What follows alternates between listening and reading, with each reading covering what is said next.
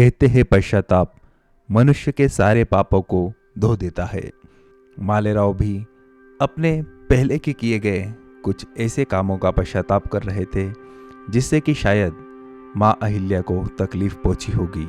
मालेराव भगवान शिव के मंदिर के आगे जलते हुए अंगारों पे नंगे पैर चल रहे थे।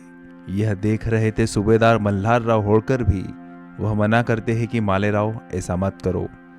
मनुष्य के दिल में पश्चाताप की भावना होनी चाहिए, वही काफी होती है। तुम्हें इतना बड़ा कष्ट उठाने की कोई भी जरूरत नहीं है मालेराव, इस अग्नि से बाहर आ जाओ। परंतु मालेराव तो आज भगवान शिव को मनाकर ही उठने वाले थे।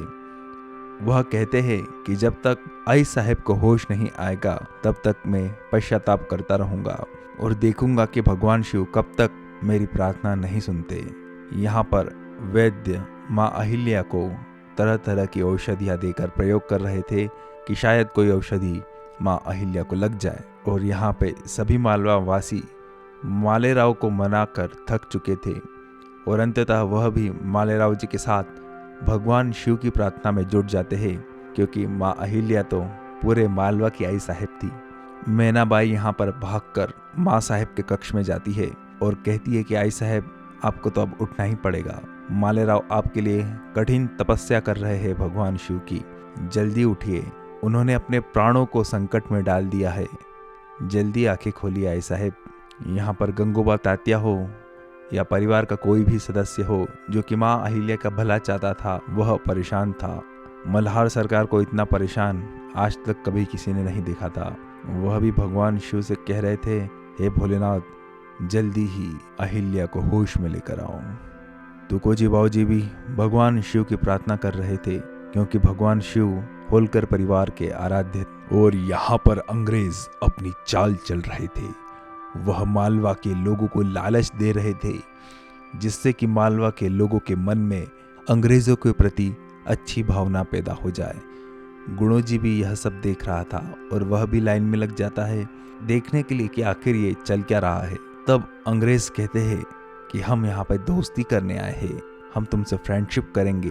तो गुणोजी उस अंग्रेज से हाथ मिला लेता है और तभी वैद्यराज को माँ अहिल्या के शरीर में कुछ हरकत दिखाई देती है।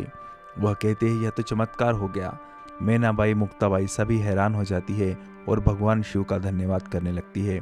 और माँ अहिल्या के मुख से बस एक ही शब्द निकल रहा था, मालेराव मालेराव, मुझे मालेराव के पास ले चलो। और वाड़े के प्रांगण में सभी लोग भगवान शिव की प्रार्थना कर रहे थे। तभी सभी लोग हैरान हो जाते हैं कि वहां पर माँ अहिल्या अपने पैरों पे चल के सभी लोगों के सामने आ गई थी। यानी कि अब माँ अहिल्या के प्राणों पर जो संकट था वह टल चुका था, मालवा के भविष्य पर जो संकट था वह टल चुका था। माँ अहिल्या सबसे पहले अपने पुत्र मालेराव के पास आती है। मालेराव उनके चरणों को छू लेते हैं। तब माँ अहिल्या मालेराव को अपने गले से लगा लेती है। यह दृश्य देखकर सभी लोग भगवान शिव के जय जयकार लगा उठते हैं। भगवान शिव की जय हो, भोलेनाथ की जय हो। इस तरह से पूरा प्रांगण भगवान शिव के जयकारों से गूंजने लगता है और एक बार फिर मालवा के शाही वाड़े में खुशियां फिर से लौट आती है। पर यह खुशियां कितने दिनों तक रहने वाली थी जब गुणोजी जैसा गद्दार मौजूद हो। अब गुणोजी भारत के सबसे बड़े दुश्मन अंग्रेजों से हाथ मिला लेता है। एक के बाद एक मालवा के हर एक दुश्मन से गुणोजी अपना दोस्त बना लेता है। और यहीं वाड़े में कुछ सुख के क्षण माँ अहिल्या अपने पुत्र मालेराव के साथ बिता रही थी। वह देखती है कि उनके पैरों में किस तरह से छाले पड़ गए थे। तब माँ अहिल्या उन पे मरहम लगाती है।